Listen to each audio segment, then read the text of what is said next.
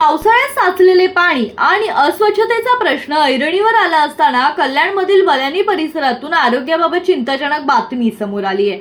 बल्याणी येथे राहणाऱ्या एका महाविद्यालयीन विद्यार्थ्याला लॅप्टोस्पिरोसिसची लागण झाल्याचं निदान झालं असून कल्याण पश्चिम येथील खासगी रुग्णालयात त्याच्यावर उपचार सुरू आहेत। या घटनेनंतर परिसरातील स्वच्छता आणि सांडपाणी व्यवस्थेचा प्रश्न पुन्हा एकदा चर्चेत आलाय। रुग्णाच्या कुटुंबियांनी प्रशासनाच्या कामकाजावर नाराजी व्यक्त केली आहे। बल्याणी परिसरातील आंबिवली भागातील अनधिकृत चाळींमधील सांडपाणी शेत जमिनीत सोडले जात असल्याचा आरोप करण्यात आलाय।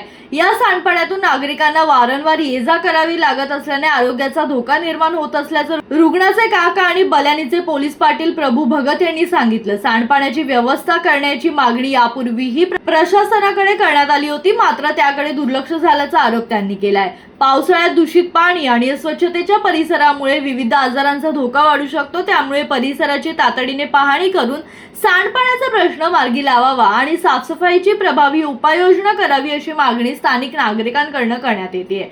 दरम्यान विद्यार्थ्यावर उपचार सुरू असून त्याच्या प्रकृतीबाबत डॉक्टरांकडून निरीक्षण केले जात आहे। या प्रकरणाची महापालिका प्रशासन कितपत गंभीर दखल घेतं आणि परिसरातील सांडपाणी व स्वच्छतेचा प्रश्न कधी मार्गी लावतं याकडे नागरिकांचं लक्ष लागलंय।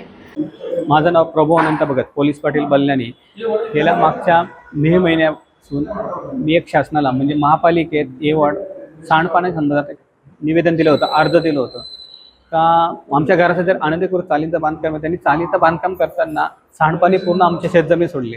त्या शेतजमीन आम्ही तिथे आमचं स्वतःचं घर आहे, स्वतःचं घर आहे तिथे।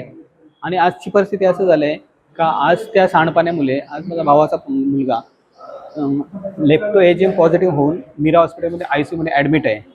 जर मी केलेल्या अर्जाचं त्यावेळी दखल घेतलं असतं तर आज ही परिस्थिती माझ्या घरावर ओढवली नसती। म्हणून मी शासनाला एकच विनंती करतो की हे सांडपाण्याची काहीतरी त्यांनी व्यवस्था करावी, बस एवढंच बोलू शकतो मी। राहुल कांबळे, जनशक्ती, कल्याण।